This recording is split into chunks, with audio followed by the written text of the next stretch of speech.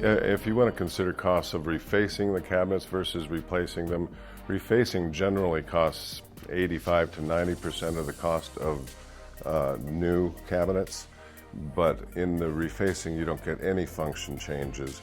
You get the outdated colors typically, and even an outdated layout. I've worked with clients where I walked into the house, they said, here's my bid to reface it. Great. I look at that quote and I'm like, wow, $30,000 to just reface these cabinets.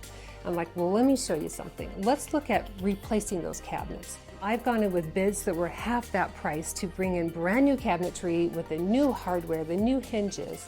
You're changing the function and changing from an 80s layout to a current layout where you're taking out a peninsula and putting in an island.